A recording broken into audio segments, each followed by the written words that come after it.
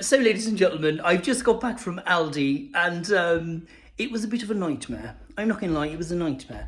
Somebody requested that I do an impression of Michael McIntyre in Aldi.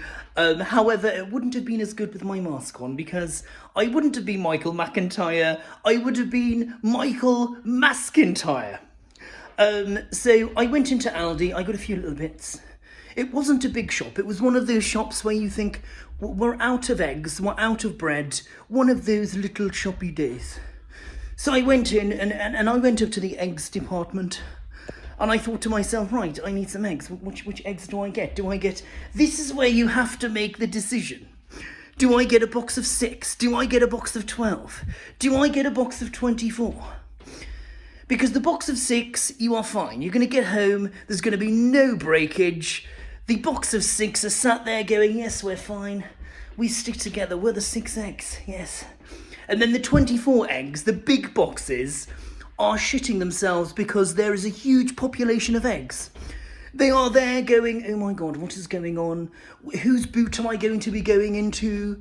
I don't know whether the bread is going to just decide to ram straight on our heads as they turn a corner in the car. Anyway, I decided to get a box of 12. I went in the middle. None of the eggs were broken. And I decided to make myself some poached eggs for my breakfast. And I've got to say, I do love poached eggs. Poached eggs are my favourite. But when I make poached eggs, I don't just crack them and put them in the pan. I have to be a perfectionist. I have to crack my egg. I have to put it in a little bowl thing before I put it into the pan, the boiling pan. And I crack it into the bowl and I look at my glorious looking yolk that is staring at me, saying, how beautiful of an egg am I going to be on your toast? And I am like, yes, you are. This is going to be beautiful. And then all of a sudden, it spoils the moment when I see a tiny bit of shell in there. As human beings, we cannot get our head round the fact that a tiny little bit of shell will not hurt us. We then have to make combat with the shell. We have to get the shell out. We cannot deal with the fact that there is a tiny bit of shell that probably will not affect us. But we know, as humans, I'm sorry, I'm a perfectionist. I like my eggs with 0 shell in there. I am going to get the shell out. So first you start with the fork. You get the fork and you're like, right, let's try and get this shell out. People don't realise how much skill is involved in getting the shell out. It's a nightmare. I'm trying that. There it is. I'm trying to get the shell out. Where's the... And the fork is looking at me going, Michael, I can't do this. I can't. I'm trying my best. There is 4 of us here.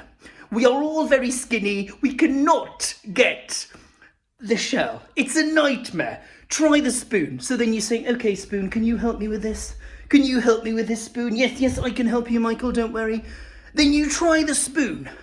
And the spoon decides to get the shell as it's going up. And then all of a sudden, the shell decides to do a bit of a U-turn. The shell decides to slide round the side of the spoon. It's a nightmare. And then you try, and then you start to get angry.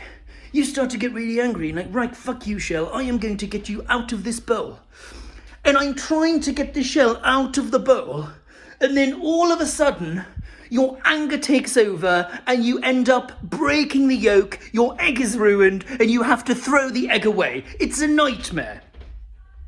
That was a very special request for Wendy Cooper, who suggested that I do Michael McIntyre shopping in Aldi. But what I've done is I've told you about my experience of shopping at Aldi and buying eggs from Aldi. So I've elaborated on it like Michael McIntyre would.